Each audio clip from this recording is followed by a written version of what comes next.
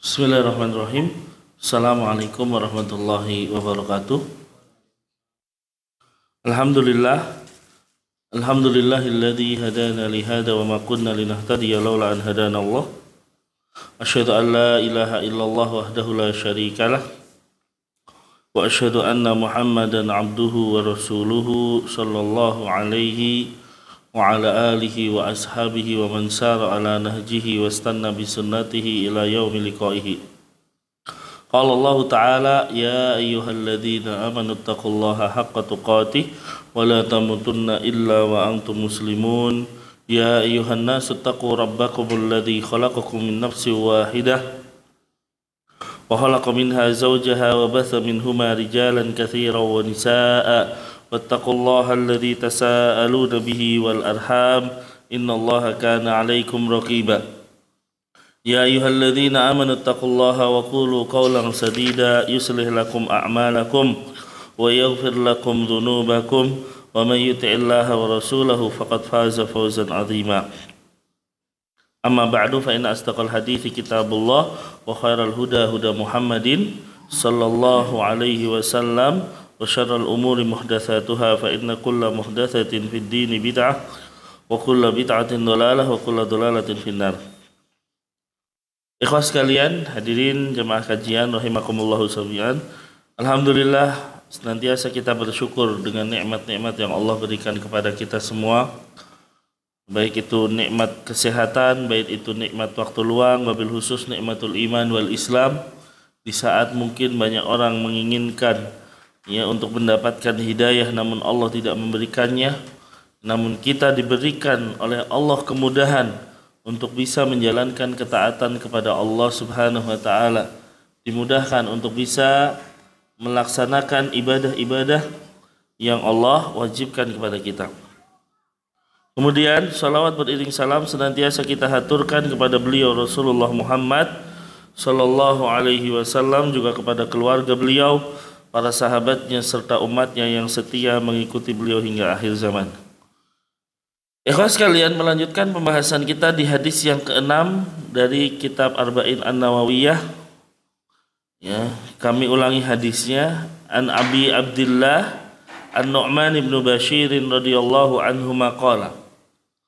Dari Abu Abdillah Nu'man bin Bashir, semoga Allah meridhoinya, berkata, sami'tu Rasulullah sallallahu alaihi wasallam yaqul, aku mendengar Rasulullah sallallahu alaihi wasallam bersabda, innal halala bayyin wa innal harama bayyin. Sesungguhnya yang halal itu sudah jelas, yang haram juga sudah jelas. Wa bainahuma umurun mushtabihat, dan di antara keduanya terdapat perkara-perkara yang syubhat, yang masih samar. La ya'lamuhunna katsirun minan nas, yang tidak diketahui oleh kebanyakan orang. Faman ittaqa syubhat faqad istabra li dinihi wa irdihi. Barang siapa yang menghindarkan diri dari perkara syubhat, maka dia telah menyelamatkan agamanya dan kehormatannya. Wa man waqa'a fi syubhati waqa'a fil haram. Tapi siapa yang terjatuh di dalam syubhat, maka dia terjatuh di hal yang diharamkan. Beliau memberikan contoh, karra'i yar'a haulal ima yushiku an yaqa'a fihi. Seperti pengembala kambing yang mengembalakan kambingnya di sekitar daerah larangan.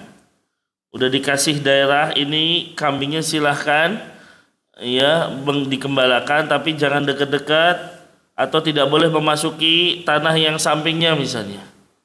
Tetapi dia mengembalikan di pinggiran, sekitar pinggiran tersebut, maka yusiku an yaqa'a fihi. Dikhawatirkan dia akan masuk ke dalam tanah larangan tadi. Kemudian Nabi mengatakan, ala wa inna likulli malikin hima, ala wa inna himallahi maharimuhu. Ketahuilah sesungguhnya setiap raja memiliki daerah larangan, dan daerah larangan Allah Subhanahu wa taala adalah maharimuhu, hal-hal yang diharamkan oleh Allah Subhanahu wa taala. Artinya berarti apa? ya hendaknya kita menjauhi larangan-larangan Allah. Kalimatnya menjauhi, ya. Bukan hanya sekedar jangan lakukan, tapi menjauhi daerah larangan-larangan Allah sebagaimana tadi, supaya tidak terjatuh dari hal yang diharamkan. Kemudian, nah ini kita bahas di kesempatan kali ini, yaitu ala wa inna fil jasadi mudghatan. Sesungguhnya di dalam tubuh itu ada segumpal daging. Ya, segumpal daging. Ya, kenapa disebut mudghah? Mudghah itu seukuran kunyahan, karena mudghah itu kalimatnya mengunyah madghah. Ya, makanya seukuran kunyahan mulut. Ya, berarti ukurannya itu tuh segitu. Ya, ala inna fil jasadi mudghatan. Sesungguhnya di tubuh kita ada segumpal daging. Ya. Idza salahat salahal jasadu kulluhu wa idza fasada ya fasadal jasadu kulluh. Apabila segumpal daging ini yang menjadi barometer tadi baik, maka seluruh tubuh menjadi baik. Tapi apabila segumpal daging ini rusak, maka seluruh tubuh menjadi rusak. Apa itu? Ala wahiyal qalbu, yaitu hati. Naam. Hadirin yang dimuliakan oleh Allah Subhanahu wa taala, berarti di dalam hadis ini Nabi sallallahu alaihi wasallam menyebutkan tentang hendaknya kita memperhatikan hati kita. Ya, jangan sampai ya kita memiliki hati yang rusak dan lain sebagainya. Makanya di sini urgensi untuk memperbaiki hati-hati kita. Ya. Itulah hadis. Dari hadis yang ke-6, maka kita masuk ke dalam fawaidul hadis. Ya, faedah-faedah dari hadis ini. Di antara faedahnya banyak sekali yang bisa kita ambil, dan itu yang akan kita bahas di kesempatan malam hari ini. Faedah yang pertama, hadis ini diriwayatkan oleh as-sahabat namanya Nu'man bin Bashir. Ya, Nu'man bin Bashir ini adalah bayi dari kaum Ansor. Ya, jadi bayi yang pertama kali terlahir dari kaum Ansor ketika Rasulullah hijrah. Ya, itu namanya Nu'man bin Bashir. Makanya ketika Rasulullah meninggal, umur beliau ya sekitar masih 8 tahun. Masih kecil. Ya. Tetapi beliau bisa meriwayatkan hadis ini. Ya, dan ketika beliau meriwayatkan hadis ini, beliau memegang telinganya. Ya, artinya beliau mengatakan, telinga saya mendengar langsung dari Rasul Shallallahu Alaihi Wasallam. Ya, padahal beliau mendengar itu pada saat masih kecil. Ya, beliau sampaikan ketika beliau sudah dewasa tentunya. Dan ini menunjukkan bolehnya seseorang ketika mendengar hadis itu masih kecil, kemudian diriwayatkan ketika beliau sudah dewasa misalnya. Banyak sahabat yang seperti itu kan gitu. Pada saat Rasulullah masih ada, mereka umurnya 7 tahun, 8 tahun, tapi mereka banyak dapat hadis. Dan itulah keistimewaan para sahabat Nabi, bahkan dari kecil ya mereka sudah dididik untuk ya belajar dari Rasul Shallallahu Alaihi Wasallam. Makanya Nu'man bin Bashir termasuk di situ. Ya, termasuk anak-anak kecil yang mendapatkan banyak faedah dari Nabi Shallallahu Alaihi Wasallam. Ya, dan beliau memiliki setidaknya, kata para ulama, 100 hadis dari Nabi Shallallahu Alaihi Wasallam. Padahal pada saat Rasulullah meninggal umur beliau 8 tahun. Pada saat beliau meninggal, Rasulullah meninggal, umur beliau 8 tahun. Maka ya usia kecil ketika mendengar hadis, kemudian disampaikan ketika dia udah masa remaja dan lain sebagainya, adalah hal yang diperbolehkan di dalam periwayatan hadis. Nah, kemudian di antara faedah hadis ini adalah annal asya'a tanqasimu ila thalathati aqsamin, bahwa hukum atau sesuatu itu terbagi menjadi tiga bagian. Yang pertama adalah halalun bayyin, yang kedua haramun bayyin, dan yang ketiga mustabih. Ya. Yang pertama adalah halal yang sudah jelas kehalalannya. Yang kedua yang sudah jelas keharamannya. Yang ketiga adalah perkara-perkara yang syubhat, mustabih, samar, Pak. Baik. Yang pertama, yang halal sudah jelas. Apa maksudnya di sini, Pak? Maksudnya adalah tidak butuh lagi penjelasan. Semua orang sudah mengenalnya. Dalam arti sudah disebutkan di dalam nas-nas Al-Quran dan Sunnah.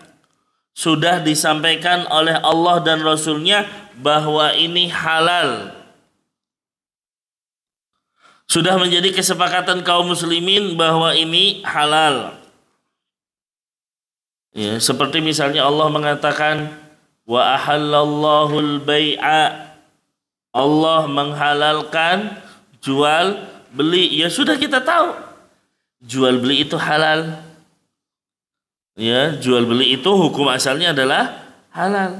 Kecuali tentunya kalau kita bicara fikih muamalah, jual beli itu menjadi haram kalau terkait atau terindikasi ada salah satu di antara tiga hal, kan gitu.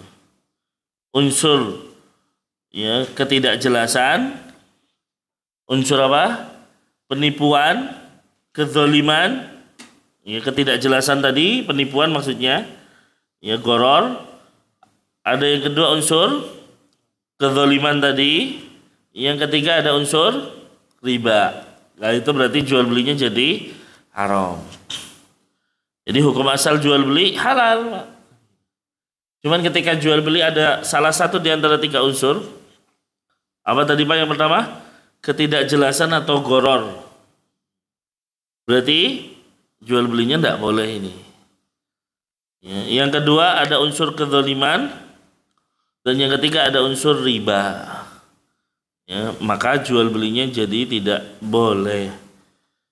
Contoh misalnya seseorang membeli, kadang ada di toko online itu kotak mystery box. Jual mystery box harganya 10.000, nggak tahu isinya apa gitu. Ini tidak boleh seperti itu. Jual belinya tidak diperbolehkan karena ada unsur ketidakjelasan. Apa yang kita beli? Makanya saya cenderung dengan apa yang dikatakan oleh Dr. Erwandi ketika ada sekolah melakukan tukar menukar hadiah. Tukar menukar hadiah itu bagian dari goror gitu kan. Ketidakjelasan kan biasanya ada tuh.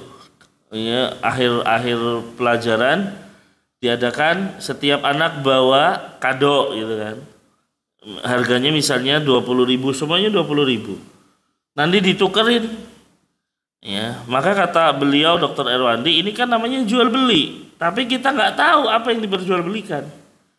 Bisa jadi ketika kita mendapatkan sesuatu kita nggak membutuhkan itu dan lain sebagainya. Maka itu dikatakan sebagai hal yang goror. Maka lebih tepatnya tukar menukar kado itu kalau bisa jangan. Karena itu tadi ada syubhatnya di situ. Nah, kemudian ada unsur kezaliman ada unsur kezaliman misalnya. Jual beli yang di situ ada unsur zalim.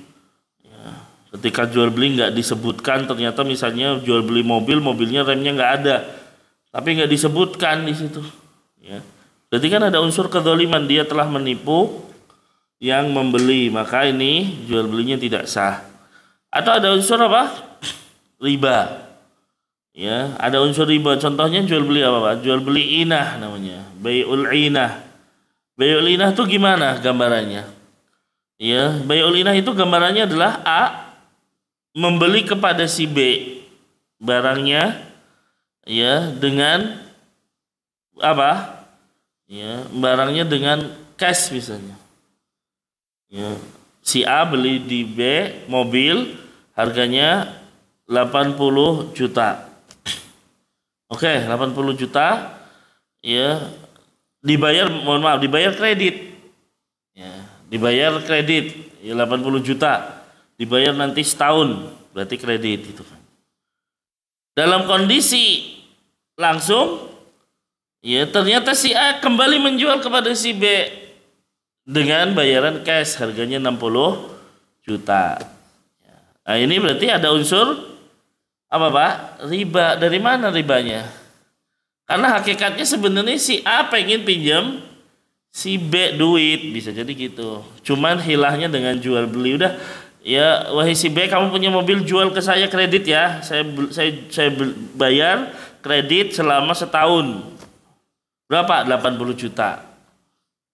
Ya, tapi dalam kondisi langsung nih B, saya jual lagi mobilnya cash 60 juta. Berarti si B ini dapat untung berapa Pak nantinya? 20 juta. Ya, tapi atas nama jual beli, maka para ulama mengatakan ini bai'ul inah yang dilarang. Bai'ul inah yang dilarang karena ada unsur riba.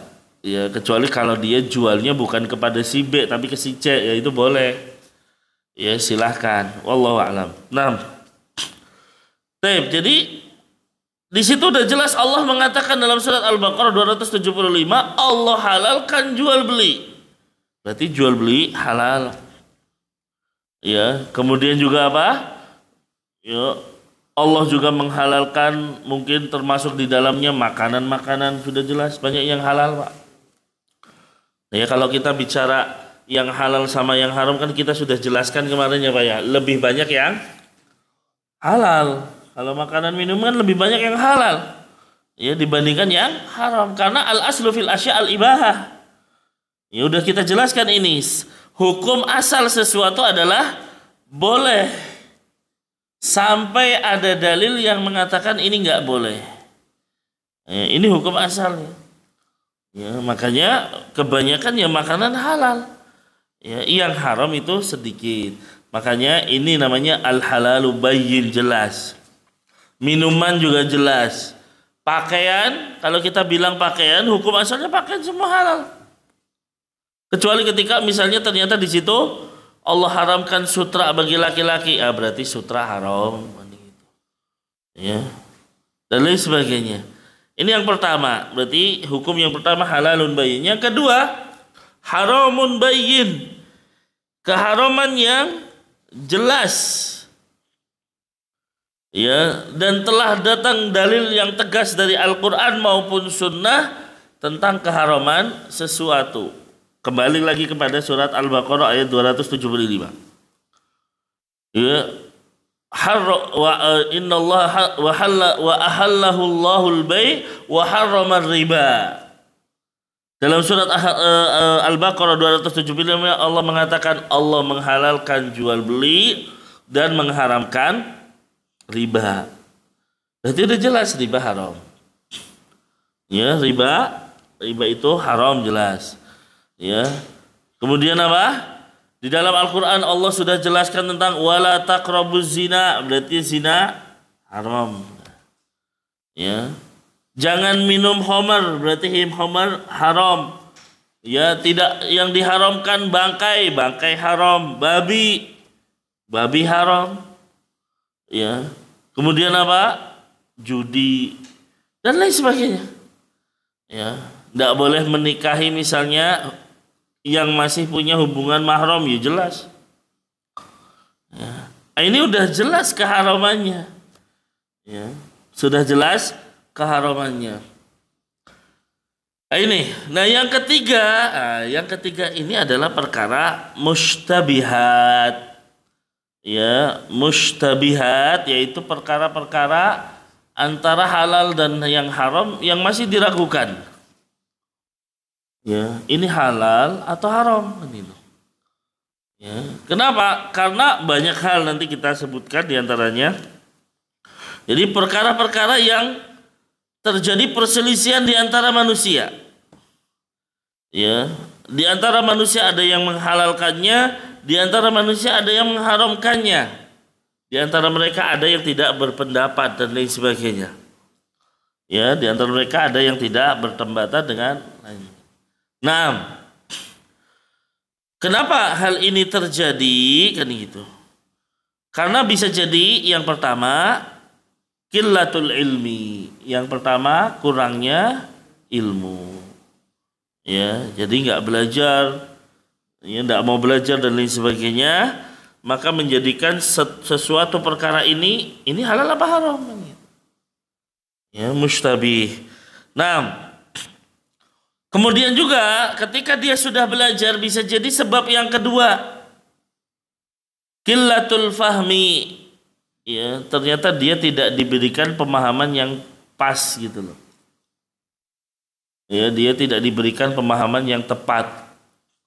Ya, ini bisa jadi syubhat seperti misalnya kayak kemarin, Pak. Dzulhijjah. Ya, 10 Dzulhijjah. Ketika orang mau korban, di antara yang dilarang apa, Pak? Memotong kuku, memotong rambut. Nah, ini kan jelas dari sisi domirnya bahwa domir ini berlaku bagi orang yang mau kurban. Tapi pernah kan jenengan mendengar, ya, ikhwah ini mendengar, ya, ada pendapat yang dimaksud nggak boleh potong kuku tuh kuku kambing. Pernah nggak dengar gitu, Pak? Yang nggak dimaksud nggak boleh potong rambut tuh rambut kambingnya. Ada pendapat seperti ini. Yang seperti ini syubhat namanya. Ya, mustabihat. Kenapa? Qillatul faham. Ternyata mungkin pemahamannya ya pendek dia. Ya, yang dimaksud di hadis ini tuh maksudnya domirnya bukan kepada manusia tapi kepada binatangnya. Maka kita katakan semua penafsiran ulama bahkan di masa Rasulullah yang dimaksud adalah orang yang mau kurban, bukan kambing yang dikurbankan atau sapi yang dikurbankan. Nah, makanya ya ini yang disebut dengan qillatul faham. Jadi lemah pemahamannya, ya sehingga dia tidak bisa memahami satu dalil. Dia sudah belajar, dia sudah tahu dalilnya gitu kan. Cuman salah dalam memahami dalil. Yang ketiga adalah kurangnya dalam meneliti, ya, atau kurang tadabbur gitu loh. Ya, nggak mau ya, untuk mentadabburinya. Apa yang dimaksud ini dan lain sebagainya. Hampir sama dengan qillatul faham. Kemudian juga di antara yang menyebabkan perkara itu nggak jelas adalah ya memang dalilnya sudah ada tetapi tidak tersebar, dan ini sudah kita sampaikan sebelumnya. Ya, jadi nggak tersebar luas. Ya, dalilnya nggak tersebar luas. Ya, seperti dan ini terjadi di masa sahabat Nabi, Pak. Ya, di masa sahabat Nabi, ya dulu awalnya, Pak, sholat itu boleh ngobrol gitu loh. Awalnya. Ya, kemudian apa? Ada sahabat yang belum mengetahui bahwasanya Allah menurunkan ayat wa qumu lillahi qanitin. Berdirilah dengan kondisi tenang. Tunduk, nggak boleh ngobrol katanya. Ternyata ada sahabat yang belum tahu. Ya, sehingga ternyata tetap sholat ngobrol. Nah, ini berarti ya karena memang ada dalil-dalil yang belum diketahui, bisa jadi seperti itu. Ya, belum menyebar atau belum sampai kepadanya. Ya, belum sampai kepadanya. Dan yang paling buruk adalah yang kelima, su'ul qasdi, tujuan yang buruk. Tujuan yang jelek gitu, yang jelek kan itu. Yaitu apa? Dia tidak menginginkan kecuali untuk memenangkan perkataan dia. Nah, ini bahayanya, Pak.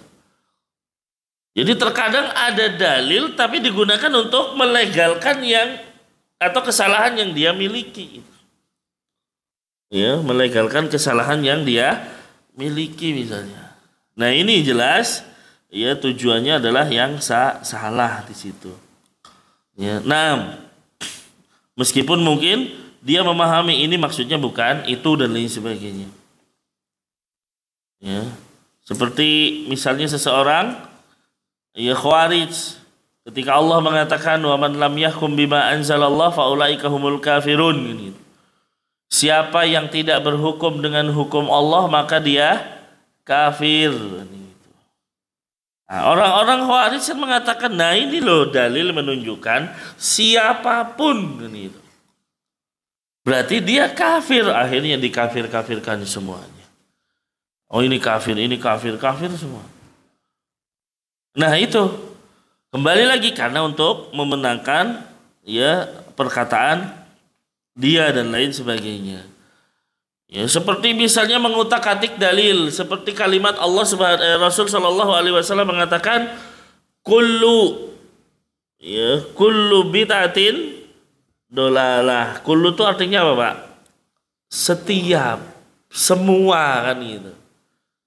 Ya, tapi ya dikatakan di sini maknanya kullu ini bukan semua tapi sebagian.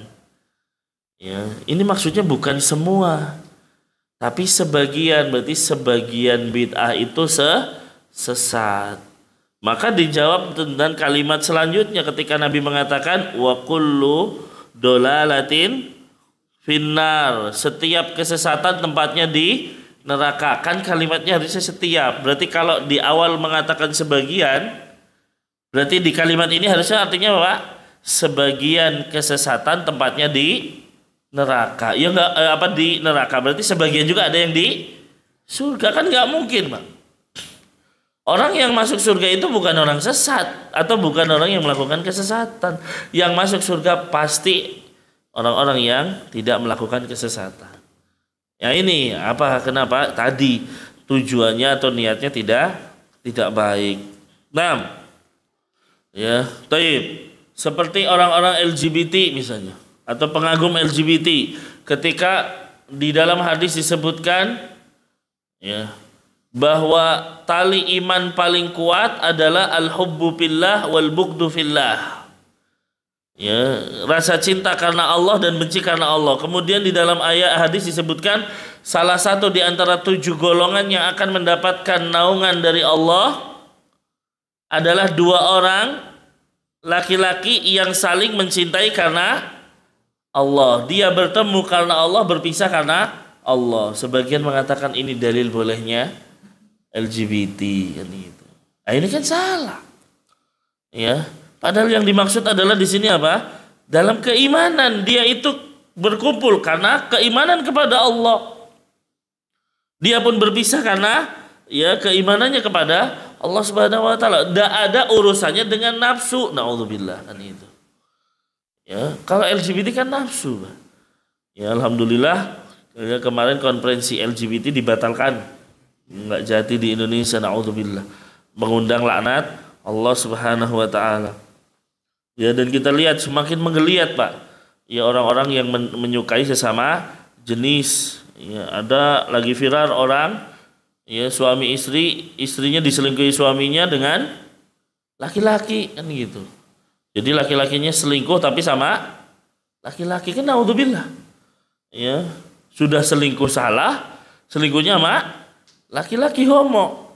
Ya, dan ini naudzubillah. Maka ikhwas sekalian, ya jangan sampai mengundang ya laknat yang menimpa kaum Nabi Lut menjadi ada di Indonesia.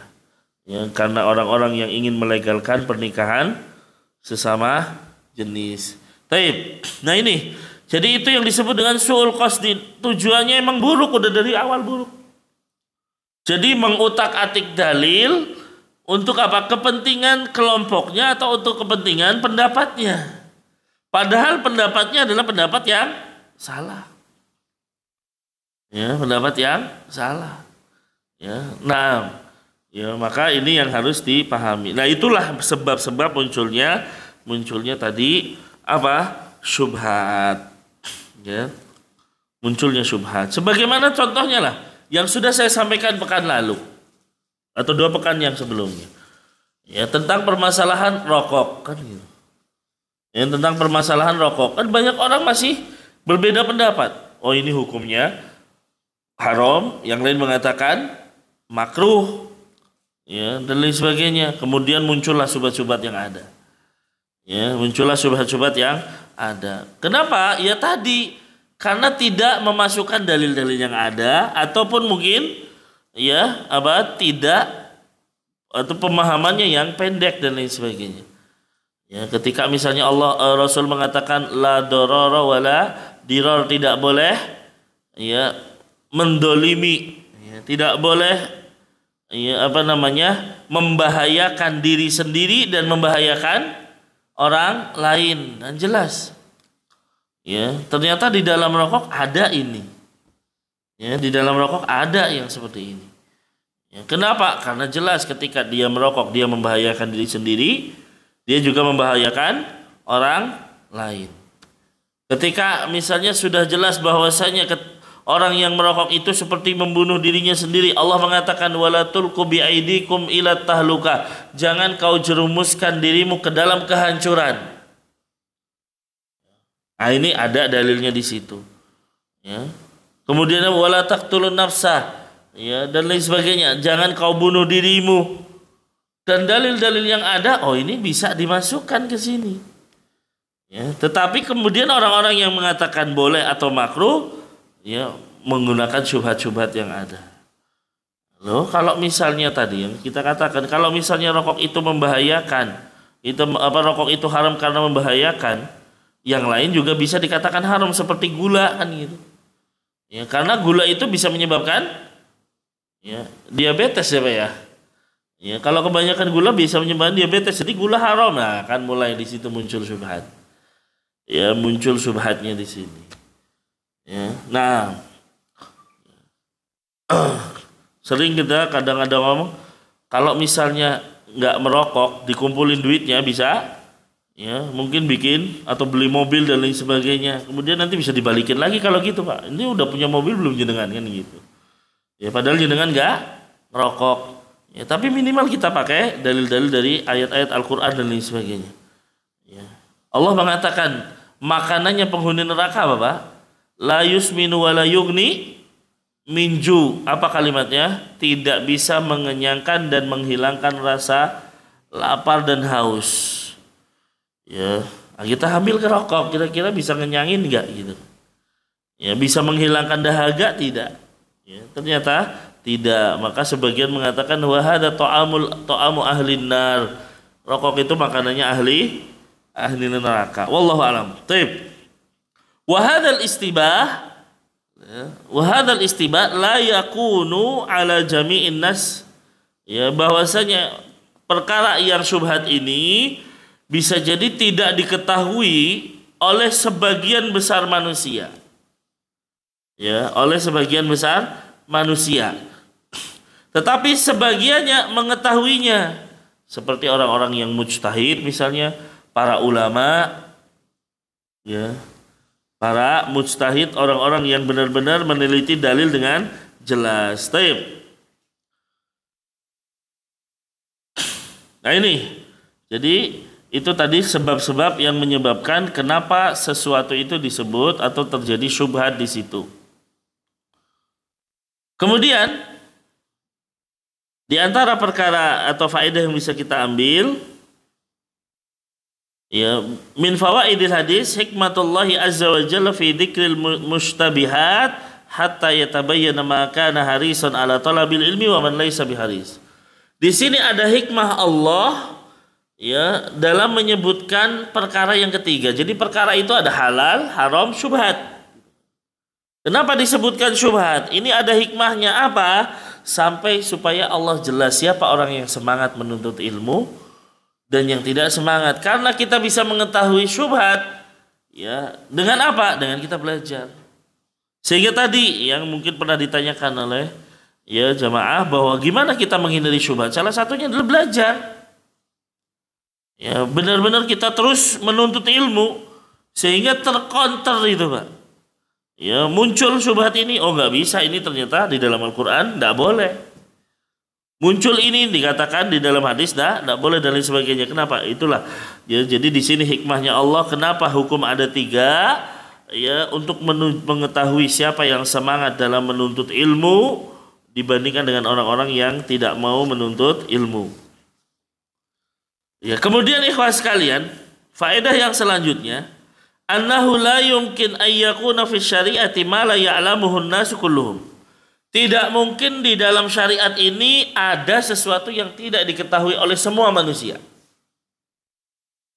Ya. Karena Nabi mengatakan apa? Ada perkara syubhat yang tidak diketahui kebanyakan manusia. Tapi ada juga yang mengetahui itu gitu. Dan jadi tidak syubhat. Maka ikhwas sekalian, tidak mungkin di dalam syariat ada satu perkara yang tidak diketahui oleh seluruh manusia. Karena ikhwas sekalian, Nabi Shallallahu Alaihi Wasallam sudah menjelaskan agama ini secara panjang lebar. Ya, tidak ada yang ditinggalkan oleh Rasul Shallallahu Alaihi Wasallam. Ya, makanya Islam sudah sempurna jelas. Karena tidaklah Nabi mengatakan ma taraktu min syai'in yuqarribukum ilal jannah illa amartukum bihi wala min syai'in yub'idukum anin nar illa nahaitukum anhu. Kata Nabi, tidaklah aku tinggalkan satu perkara yang mendekatkan kalian ke surga kecuali sudah aku sampaikan. Enggak ada yang saya tinggalkan. Ya, enggak ada namanya Nabi yang ini saya tinggalkan saja. Enggak usah saya sampaikan. Ini khianat dari Nabi Shallallahu Alaihi Wasallam dan itu nggak mungkin. Ya, Nabi makanya bertanya kepada para sahabat, apakah semua sudah saya sampaikan kepada kalian? Ya, maka para sahabat, na'am. Ya, kami bersaksi bahwasanya engkau telah menyampaikan. Maka Nabi berkata kepada Allah, ya Allah saksikanlah saya sudah menyampaikan semuanya.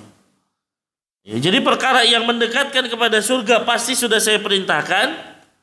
Dan sesuatu yang menjauhkan kalian dari api neraka pasti sudah saya larang. Ya, nggak mungkin saya tinggalkan. Ya, ya, makanya seorang tabi'in bernama Muttalib bin Khantab rahimahullah beliau mengatakan anna Rasulullah sallallahu alaihi wasallam bahwasanya Rasul sallallahu alaihi wasallam bersabda, ma taraktu syai'an mimma amarakumullahu bihi illa waqad amartukum bihi wa la taraktu syai'an mimma nahakumullahu anhu illa waqad nahaitukum anhu. Kata Nabi, ya tidaklah aku tinggalkan sesuatu pun dari perintah-perintah Allah kepada kalian melainkan telah aku perintahkan kepada kalian. Ya, jadi nggak ada perintah Allah yang lupa disampaikan oleh Nabi, itu nggak mungkin. Dan tidaklah aku tinggalkan sesuatu pun larangan-larangan Allah melainkan aku pasti sudah melarang kalian. Ya, aku pasti sudah melarang kalian. Maka Islam itu sudah sempurna jelas. Oleh karena itu kalimat ini tidak mungkin syariat ini tersembunyi bagi seluruh umat manusia. Pasti ada yang tahu. Ya, pasti ada sesuatu syariat yang mengetahui syariat ini. Meskipun mungkin ada syariat yang hanya diketahui oleh sebagian kecil, ya, sehingga tidak menyebar syariat ini. Ya, tidak menyebar syariat ini. Yang kemarin sudah saya sampaikan. Ya, terjadi polemik tentang larangan musik. Kenapa? Karena mungkin sebagian belum mengetahui dari larangan musik. Hanya sebagian kecil yang sudah tahu, sehingga kata siapa haram kan itu. Nah ini, maka ikhwas sekalian, ini yang terjadi bahwasanya tidak mungkin ada syariat yang tidak diketahui oleh seluruh umat manusia. Kemudian di antara faedah yang bisa kita ambil adalah anjuran untuk menjauhi syubhat. Ya, untuk menjauhi syubhat. Akan tetapi syaratnya apa? Ya. Apabila lakin hadza masyrutun bima idza qama dalil ala syubhah. Kalau ini benar-benar syubhat, maka hendaknya ditinggalkan, ikhwah. Ini ditinggalkan. Tapi kalau misalnya kok nggak ada dalil, ya, atau ini bukan syubhat, tetapi hanya sekedar was-was saja, maka tentunya tidak ditinggalkan. Ya, makanya seperti misalnya yang sudah saya sampaikan kemarin. Ya, awalnya syubhat. Ada seorang sahabat datang atau beberapa sahabat datang kepada Nabi bertanya, ya Rasulullah, kami dikasih daging oleh orang-orang Yahudi, tidak Yahudi, maksudnya kami dikasih daging, tapi nggak tahu ini dibacakan Bismillah nggak pada saat memotong kan gitu. Ya, maka mereka nggak tahu hukumnya di sini. Tetapi Nabi dengan tegas mengatakan apa? Summu antum wa kulu.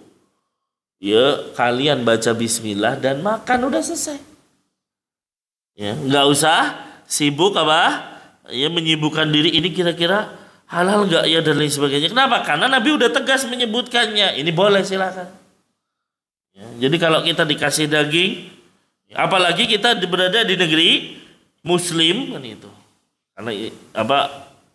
Ya, Indonesia adalah negeri Muslim, kita katakan demikian, mayoritas Islam, kita tahu kita bisa mendengar adzan dan lain sebagainya, berarti kita negeri Muslim.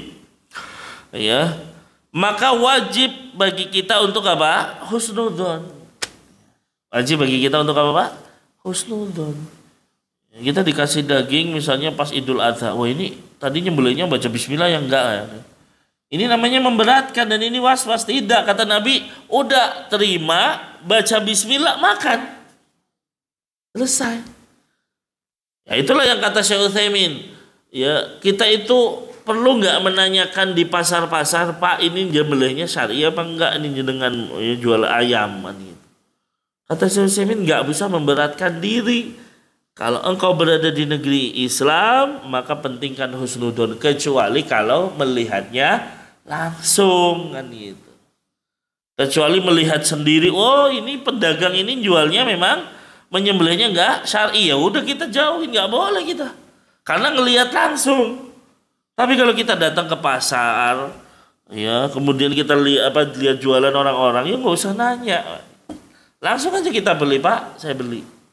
Gak usah nanya, Pak, ini nyembelihnya syar'i enggak, Pak? Bagaimana, Pak? Dan lain sebagainya. Ya, enggak.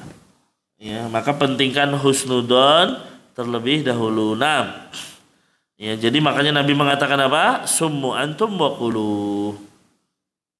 Makanlah, ya, dan apa? Bacalah bismillah kemudian makan. Taib. Berbeda ketika sudah jelas.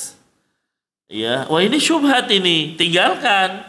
Sebagaimana yang sudah kami contohkan di pertemuan sebelumnya, bahwa ada sahabat melepas anjing dengan bacaan bismillah. Untuk apa? Anjing buruan, sehingga dia akan mendapatkan binatang buruan. Dia dapatkan binatang buruan, tapi ternyata di sampingnya ada anjing lain yang kita nggak tahu dilepas baca bismillah apa enggak gitu kan. Karena yang halal adalah ketika kita melepas anjing dengan bacaan bismillah, maka buruannya halal, Pak. Tapi di sana ada anjing lain, maka Nabi langsung mengatakan apa? Tinggalkan itu. Karena dikhawatirkan ternyata yang memburu yang bukan baca bismillah. Nah, ini jelas di sini. Maka ketika ada kejelasan tinggalkan. Tapi kalau masih ya apa? Nabi mengatakan udah makan aja.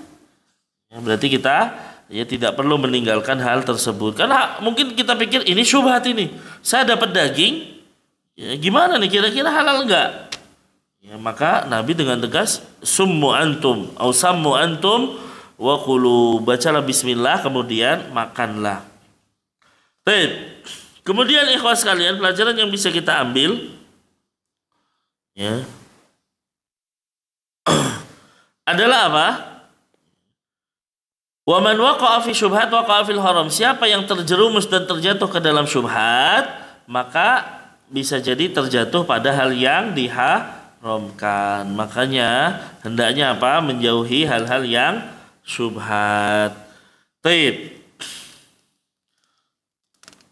Kemudian di antara pelajaran yang bisa kita ambil bahwa Islam memandang adanya saddud dari'ah atau saddud darai. Apa maksudnya, Pak? Saddud darai itu artinya menutup celah ya kepada hal yang lebih buruk ya atau lebih berbahaya. Ya. Apa di sini kita dalil? Bahwa kita menjauhi syubhat supaya tidak terjatuh ke dalam hal yang haram. Jadi ditutup dulu di situ. Nah, di sini anna kulla dari'atin tusilu ila muharram yajibu an tughliqa li alla yahsul al-wuquf fil muharram. Segala sesuatu yang mengarahkan kepada yang haram harus ditutup supaya tidak terjerumus ke dalam hal yang diharamkan, dan di dalam Islam ini banyak. Ya. Perintah seperti ini banyak. Contohnya misalnya apa? Ya. Di antara contohnya ketika Allah mengatakan wala taqrabuz zina, janganlah mendekati zina. Maka Islam menutup segala hal yang menjadikan zina. Apa saja contohnya Pak kira-kira? Ya, tidak boleh kita berdua-duaan dengan lawan jenis. Ya, tidaklah seseorang berdua-duaan kecuali yang ketiga setan. Ini namanya menutup pintu daripada nanti terjadi perzinahan. Tidak boleh berdua-duaan. Ya, harus ada yang lain. Ya. Nah, kemudian apa? Tidak boleh kita ikhtilat, campur baur laki-laki perempuan. Tidak boleh kita memasuki wanita yang sedang sendirian di rumahnya, padahal itu wanita bukan mahram. Ya. Nah, ini semua kan apa? Saddun lidari'ah, menutup celah menuju perzinaan yang sebenarnya. Ya, menuju perzinaan yang sebenarnya. Seperti misalnya ya, apa? Dalam hal misalnya mengagungkan kuburan. Ya, seseorang misalnya datang ke kuburan tujuannya untuk mencari berkah atau mungkin mengagungkan awalnya. Lah ini kan lama-lama menjadi kesyirikan. Makanya Nabi Shallallahu Alaihi Wasallam menutup celah itu dengan kalimat apa? Ya, ulaika idza mata fihim ar-rajulu salih banau ala qabrihi masjidan. Ya, mereka itu kalau ada orang soleh meninggal, maka mereka apa yang terjadi? Akan membangun kuburan di atasnya. Maksudnya akan membangun tempat ibadah di atasnya. Jadi kuburannya diperbaiki, kuburannya diperindah sehingga orang akan datang ke situ. Ya. Nabi mengatakan mereka adalah seburuk-buruk kaum. Ya. Kemudian Nabi tegas mengatakan jangan jadikan kuburanku sebagai tempat ibadah. Kenapa? Yaitu Nabi menutup celah orang-orang melakukan kesyirikan. Ya. Menutup celah orang-orang melakukan kesyirikan. Maka tidak boleh bagi ya orang itu mengagungkan kuburan. Awalnya cuma mungkin memperbagus kuburan dan lain sebagainya. Lama-lama akhirnya nyembah ke kuburan. Ya, cari berkah dan lain sebagainya. Oleh karena itu apa? Islam kan tegas. Tidak boleh membangun kuburan. Ya, tidak boleh menyemen kuburan dan lain sebagainya.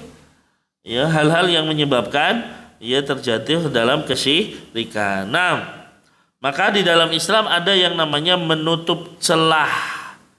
Ya, menutup celah ke dalam hal yang haram. Ya, sehingga tidak terjadi hal yang diharamkan. Taib. Kemudian faedah yang bisa kita ambil yang lain, annal madar fi salahi wal fasad alal qalbi, bahwasanya ya kebaikan dan keburukan seseorang barometernya adalah hati. Ya, barometernya adalah hati. Karena Nabi mengatakan apa? Sesungguhnya di dalam tubuh ini ada segumpal daging. Yang kalau ini baik maka seluruhnya baik.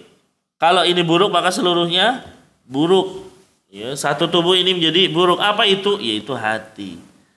Ya, makanya ikhwas sekalian, dari sini kita mengharuskan annahu yajibul inayatu bil qalbi aktsar minal inayah bil jawarih, kan itu. Oleh karena itu hendaknya apa? Kita itu lebih memperhatikan hati, Pak, daripada tampilan. Kan sekarang orang itu lebih mementingkan tampilannya, apalagi sekarang. Ya, para wanita misalnya udah disuguhi skincare dan lain sebagainya. Ya, dan yang dipentingkan gimana itu indah dalam dohirnya. Tapi ternyata hatinya rusak. Maka padahal Nabi Shallallahu Alaihi Wasallam menyebutkan yang penting tuh hatinya. Ya, karena dengan hati yang baik akan menjadikan seseorang itu selamat di dunia wal akhirah. Selalu kan kita katakan Pak, yang membedakan dulu di masa Nabi Pak ada namanya orang-orang munafik. Siapa tuh orang-orang munafik? Orang-orang yang ya dohirnya Islam tapi hatinya rusak. Jadi kalau dulu mungkin kita itu membedakan antara Abu Bakar, Umar, Utsman dan sahabat-sahabat dengan orang-orang munafik macam Abdullah bin Ubay bin Salul dan orang-orang munafik yang lain. Dari sisi tampilan, oh ini semua sahabat Nabi kelihatannya, Pak. Karena tampilannya sama. Apa yang membedakan sahabat Nabi dengan orang munafik? Hatinya. Karena apa? Hatinya rusak. Ya, pura-pura Islam padahal hatinya kafir. Ya, maka disinilah urgensi bagi kita untuk benar-benar memperbaiki hati kita. Bersihkan hati kita, terutama dari segala macam kesyirikan. Ya, jangan sampai di dalam hati kita masih ada pengagungan terhadap selain Allah.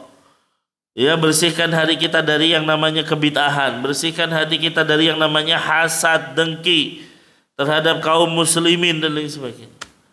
Nah ini, berarti ikhwas kalian, ya, pentingnya bagi kita untuk memperbaiki hati. Ya, kan jelas di dalam hadis Nabi mengatakan apa? Innallaha la yanzuru ila suwarikum wa amwalikum walakin yanzuru ila qulubikum wa a'malikum.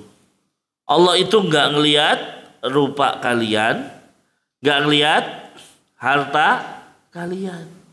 Kalian mau rupanya tampan setampan-tampannya, ya, harta kalian sebanyak-banyaknya, Allah enggak ngelihat itu.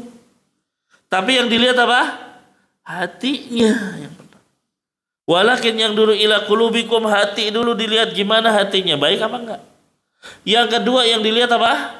Ya amalannya gimana kalian. Ya, kalau orang misalnya ya tampan tapi enggak sholat, ya udah di mata Allah jelek jelas. Ya, orang itu cantik tapi tidak berjilbab misalnya, tidak mau menutup aurat, ya di mata Allah rendah. Karena yang mulia di sisi Allah adalah orang yang bertakwa. Ketakwaan itu terpancar baru di sini.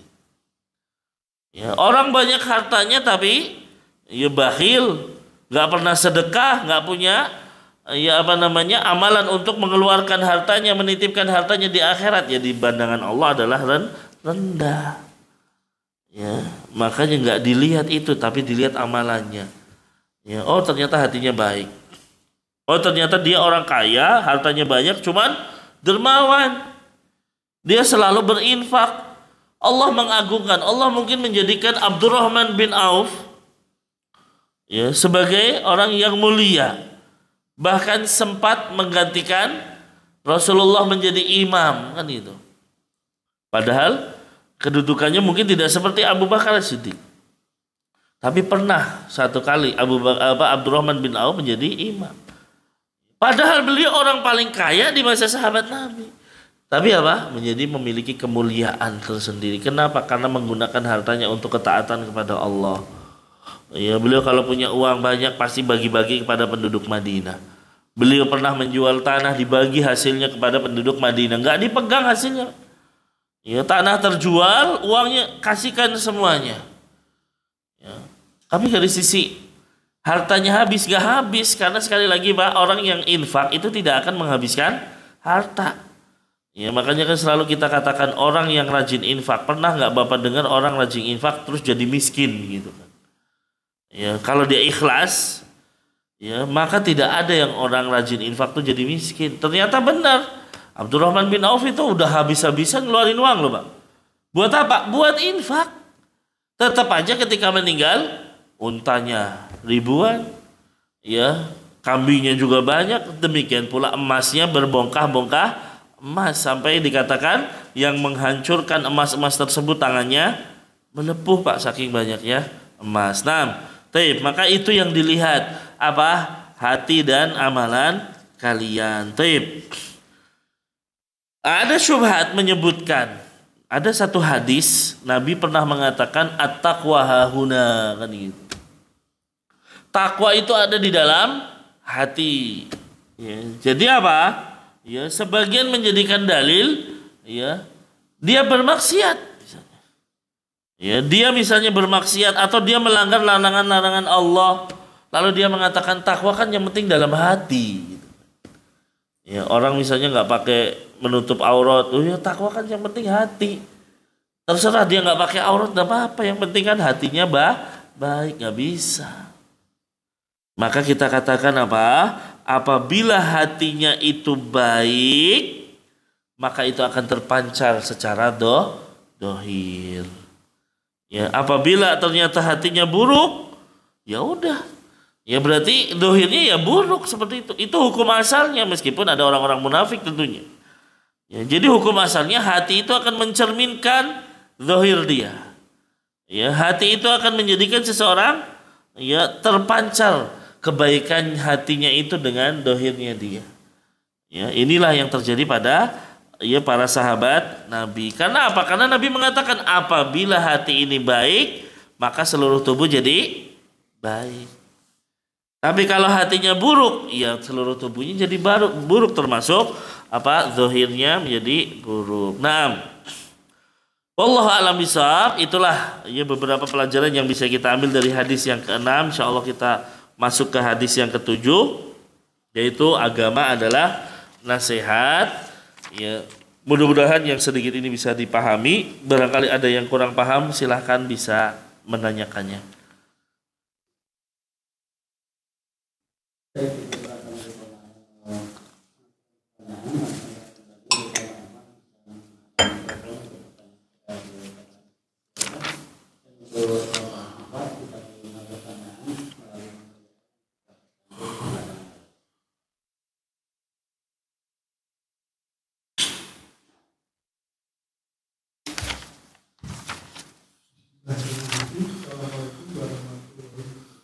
Waalaikumsalam. Tadi Ustaz menyebutkan bahwa ada hadis yang didapat oleh sahabat yang waktu itu masih kecil, kurang lebih umur 80 tahun. 8 tahun. 8 tahun.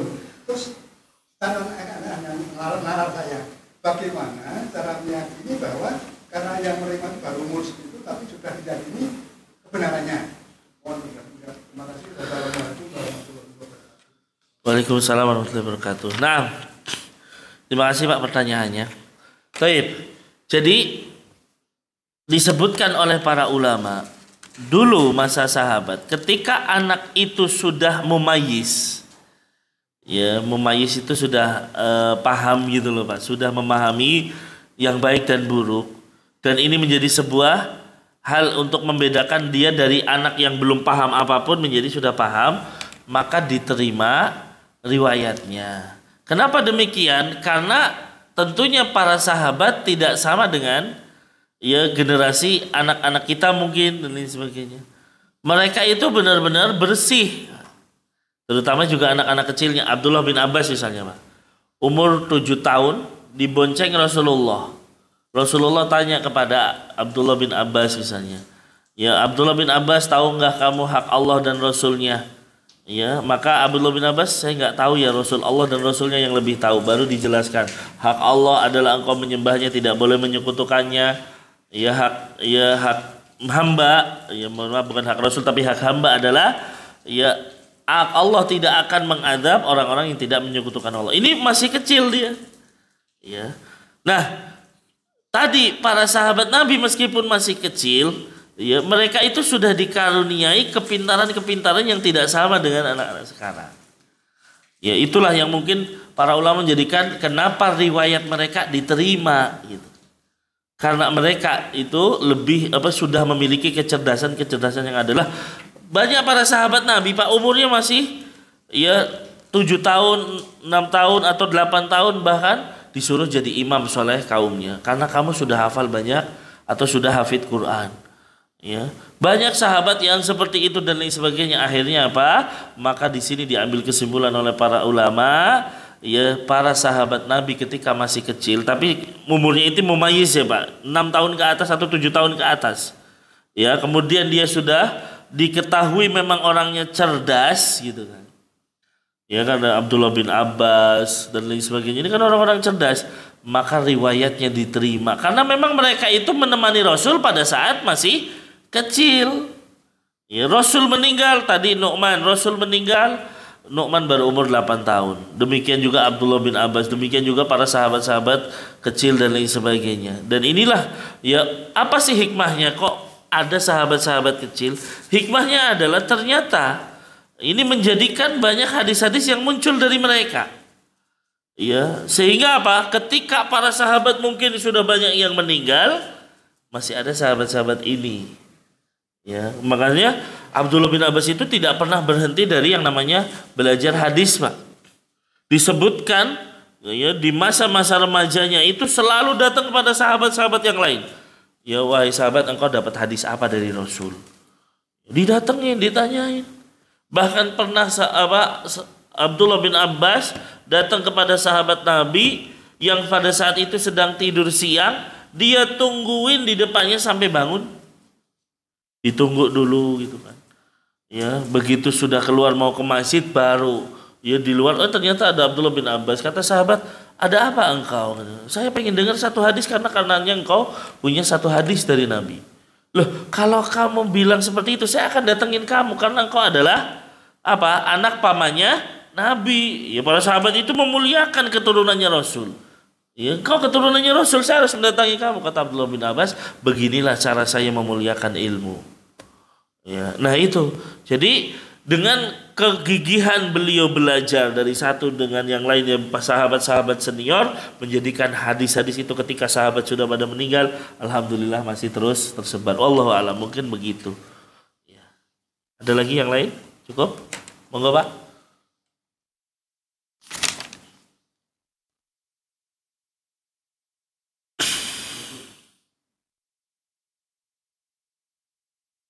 Waalaikumsalam. Jadi sekarang ini kalau kita memakamkan itu jenazah, bagaimana hukum menguburkan di pemakaman umum campur gitu. Apakah ada yang riwayat atau khususkan lebih baik semuanya muslim atau satu? Yang kedua dengan membangun kuburan. Sekarang ini nggak bangun, artinya ada pemakaman yang mahal kayak Memorial Park atau dan sebagainya. Itu bahkan bagi anak mungkin menganggap memuliakan orang tuanya di malam, alhamdulillah aku udah bisa memakamkan orang tuaku di situ atau apa yang harganya mungkin ratusan juta. Nah, ini nggak berupa bangunan tapi suatu area yang mahal. Apakah ini termasuk membangun tadi? Berikutnya adalah bagaimana dengan sekarang ini makam ini kan berebut itu, jadi berebut. Oh, berebut. Aplengnya harus dibayar terus biar nggak gusur salah gitu. Nah ini apakah bagaimana dengan Islam sendiri mengajarkan apa boleh kita itu mempertahankan kuburan itu udah bayar terus Allah gitu biar orang tua saya itu nggak gusur atau apa. Nah yang semacam ini lebih baik seperti apa? Apakah adalah saya makamkan selesai ya udah saatnya hilang ya sekelas atau apa, atau mungkin yang tadi terus dibayar. Ya, terima kasih Pak pertanyaannya seputar makam. Yang pertama, apakah makam itu harus terpisah antara ya orang muslim dan non muslim? Yang tepat memang ya, secara hukum syariat pemakaman itu harus terpisah. Ya, tidak apa yang diajarkan Rasulullah Shallallahu Alaihi Wasallam adalah pemakaman untuk kaum muslimin terpisah dari yang non muslim. Kenapa demikian? Ya tentunya itu menjadi sebuah hal yang ya diajarkan oleh Rasul. Ya ketika kita mengucapkan salam kan gitu. Ya, kita mengucapkan salam kepada mereka. Kan ini khusus untuk orang muslim dan lain sebagainya. Ya. Nah, kalau campur bingung gitu kan. Ya, nah itu. Kemudian apa juga kata para ulama? Ya, di antaranya apa?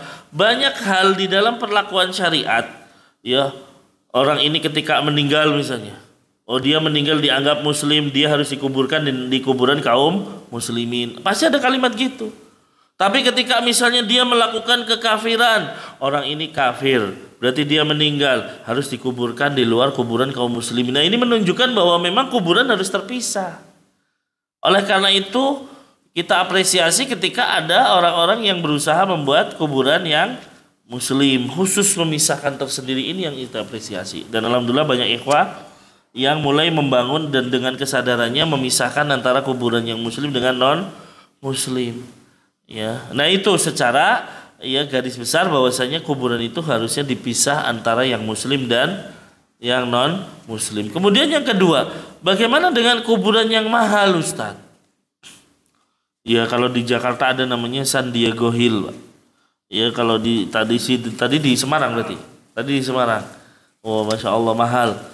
Ya, bagaimana dengan kuburan yang mahal tersebut? Tentunya ya wallahu a'lam, kita melihat apakah itu masuk dalam israf atau tidak gitu loh. Ya, dalam hal mungkin bisa jadi masuk dalam kondisi kenapa harus berlebih-lebihan. Ya, sehingga mendiskriminasi orang yang miskin nggak bisa dikubur di situ gitu.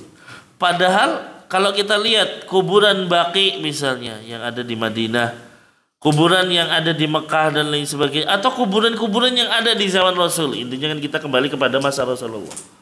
Ya, bahwasanya ya semua kuburan itu ya di situ. Mau orang kaya, mau orang miskin dan lain sebagainya.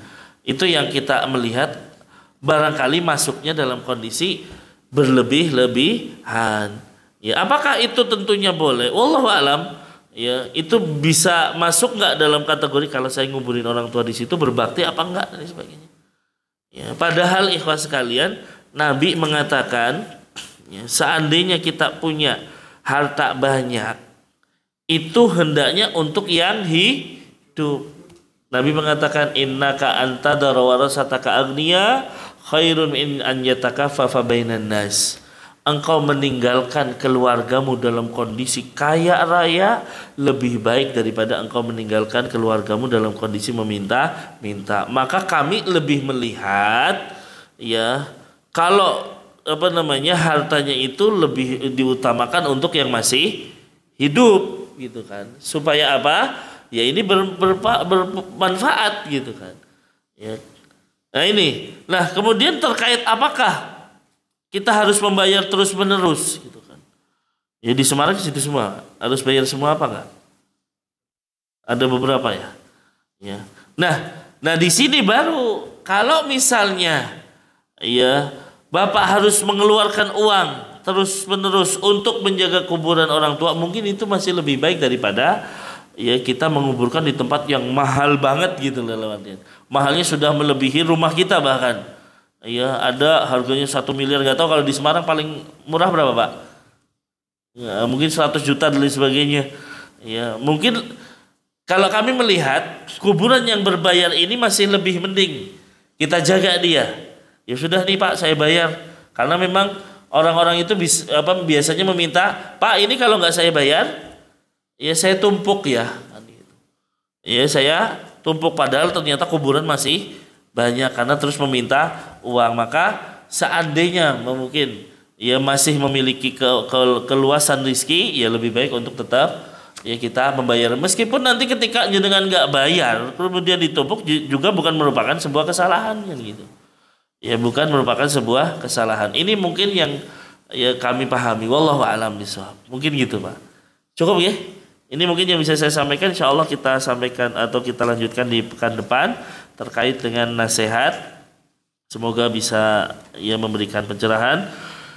Kebenaran mutlak milik Allah Subhanahu wa taala, ya, sedangkan kekurangan dan juga mungkin ada kesalahan dalam menjawab soal dan lain sebagainya itu berangkat dari lemahnya ilmu yang kami miliki. Mohon dibukakan pintu maaf yang sebesar-besarnya.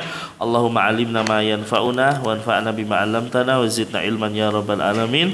Kita akhiri kaji kita dengan doa kafaratul majelis.